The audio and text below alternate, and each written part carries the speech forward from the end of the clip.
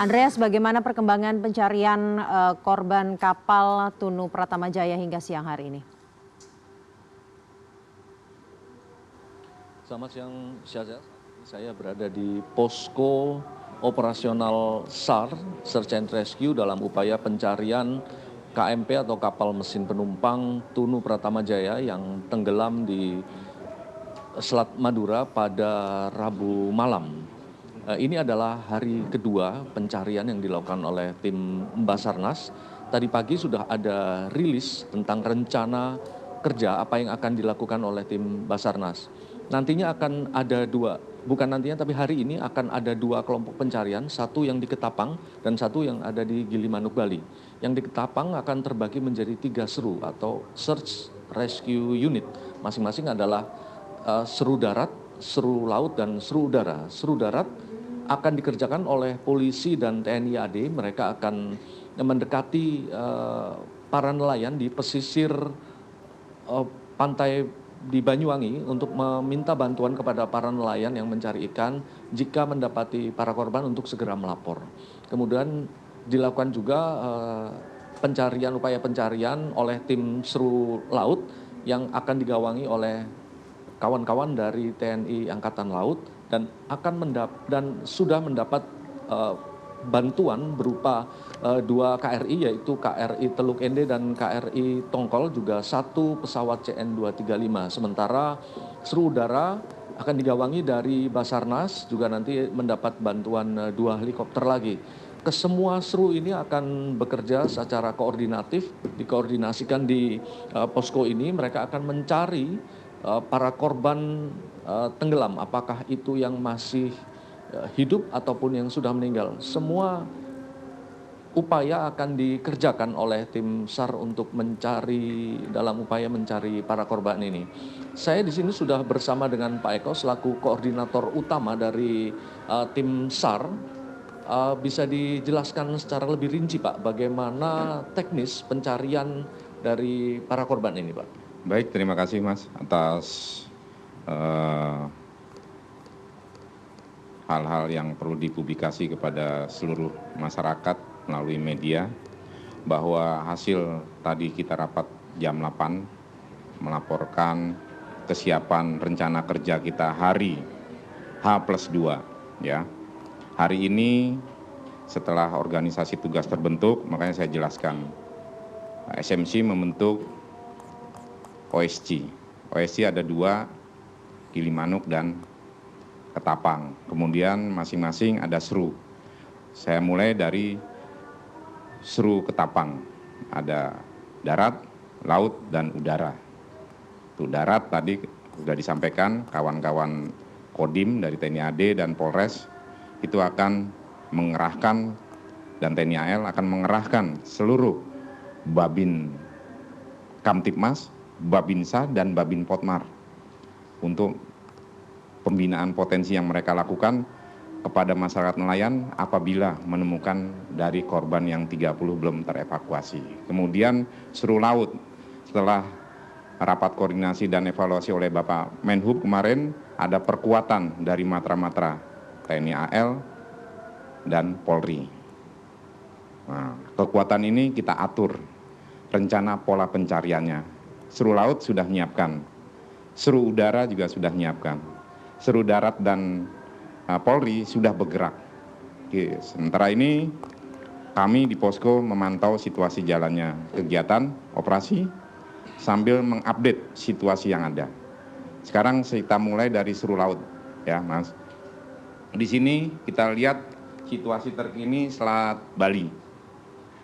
Pergerakan arus dari utara ke selatan. Ini saat ini real time. Ya, di sini Ketapang, sini Gilimanuk. Sekarang kita ini kan ke rencana kerja kita hari ini.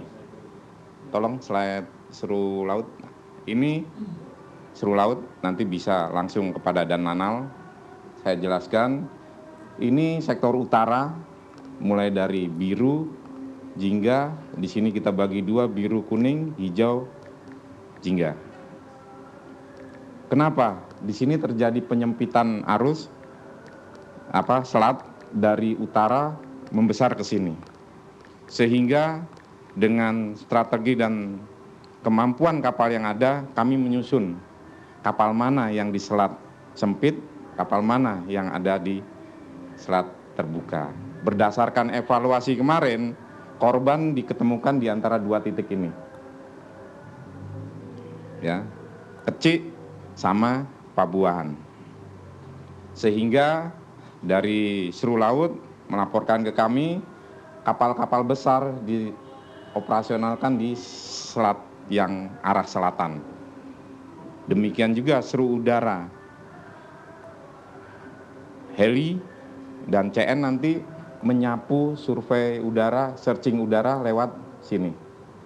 Mereka dari heading gini, saya pencarian, kembali masuk. Oke, Pak, kemarin setelah rapat evaluasi, kemudian ditempuh sebuah upaya bahwa tadi malam akan meneruskan dilanjutkan pencarian, Pak ya.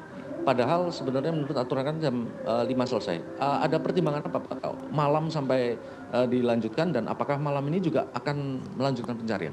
Baik, benar, memang asal atas arahan Pak Menhub agar tim SAR gabungan dalam hal ini SMC untuk memaksimalkan pencarian sampai dengan malam hari.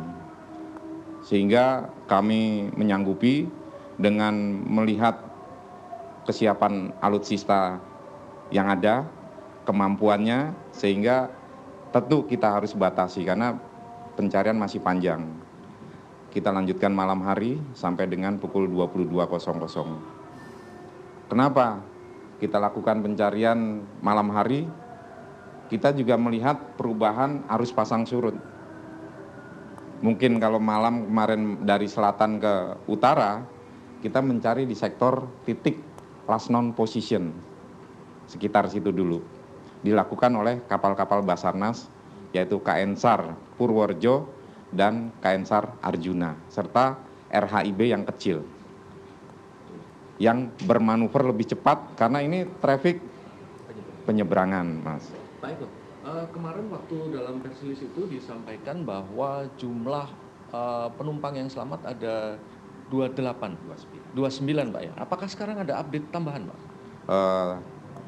Sampai dengan saat ini, sebagaimana rilis semalam, hasil evaluasi dan koordinasi yang dipimpin oleh Pak Menhub langsung, kami menyampaikan bahwa korban yang terevakuasi ada 35 orang. Di mana 29 dalam kondisi selamat dan 6 meninggal dunia. Itu aja dari 29, 21 itu penduduk Ketapang, 9 penduduk Gilimanuk. Baik, terima kasih banyak Pak. Sama-sama.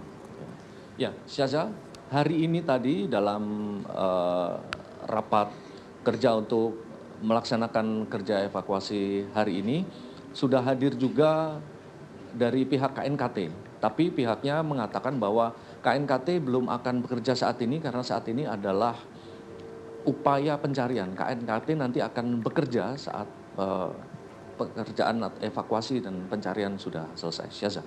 Baik, terima kasih Andreas Wicaksono atas laporan langsungnya.